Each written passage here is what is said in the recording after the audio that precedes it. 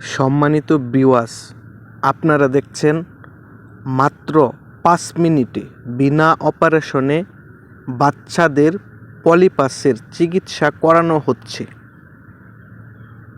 সম্মানিত ভিউয়ার্স, বিনা অপারেশনে কাসারা কার্মা মেডিসিনের মাধ্যমে মাত্র 5 মিনিটের ভিতর পলিপাস বা নাকের ভিতর মাংস বৃদ্ধির চিকিৎসা করানো হচ্ছে।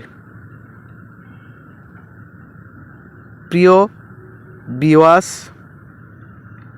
এই কাসারা কার্মা মেডিসিনের মাধ্যমে অপারেশন ছাড়া পলিপাসের চিকিৎসা করা সম্ভব, সম্পূর্ণ ব্যথামুক্ত এবং অ্যাসিড মুক্ত।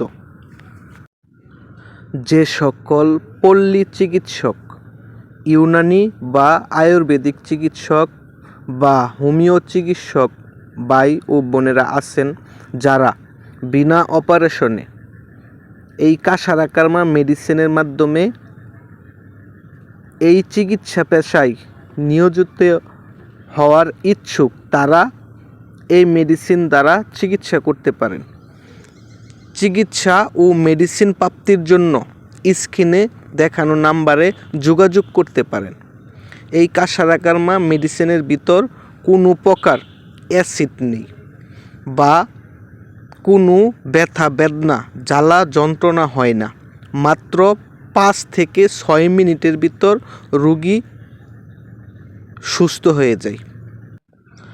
সম্মানিত ভিউয়ার্স, আপনারা দেখেন কিভাবে এই পলিপাসের মেডিসিন রোগীর নাকে ব্যবহার করা হচ্ছে। যারা একেবারেই নতুন চিকিৎসক, তারা ভালো করে দেখতে পারেন। সর্বপ্রথম একটি ভিজিটিং কার্ডের উপর সুন্দর করে একটি ফর্মা তৈরি করে নিতে হবে। এই ফর্মার উপর ভালো করে মেডিসিনটি লাগিয়ে দিতে হবে। এখন লাগানো হয়ে গেছে। ভালো করে লাগিয়ে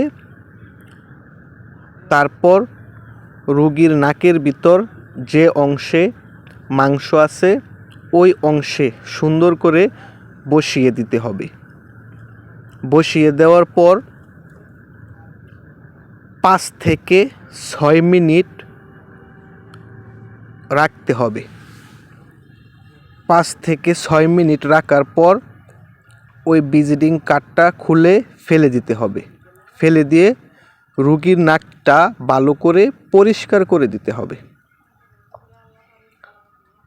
সম্মানিত ভিউয়ার্স, আপনারা ভালো করে লক্ষ্য করে দেখতে থাকুন। দেখেন রোগী কোনো ব্যথা বেদনা জ্বালা যন্ত্রণা পায় না।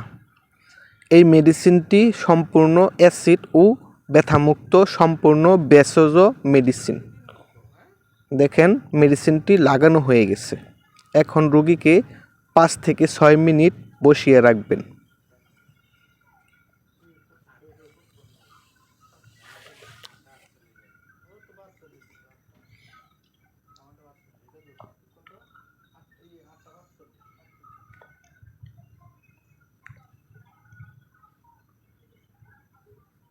দেখেন রোগী কোনো ব্যথা বেদনা জ্বালা যন্ত্রণা অনুভব করে নাই।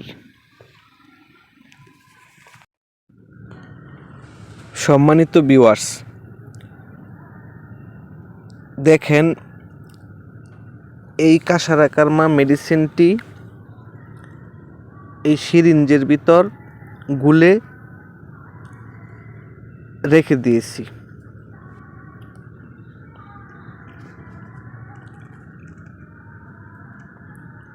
এখন আমরা রোগীর নাক থেকে ভিজিটিং কার্ডটি বের করে দিয়ে পরিষ্কার করে দিব। তাহলেই রোগীর চিকিৎসা কমপ্লিট। মাত্র 5 মিনিটে পলিপাসের চিকিৎসা কমপ্লিট। ভিডিওটি ভালো লাগলে অবশ্যই লাইক, কমেন্টস এবং শেয়ার করে দিবেন। সকলকে ধন্যবাদ। আসসালামু আলাইকুম ওয়া রাহমাতুল্লাহি ওয়া বারাকাতুহু।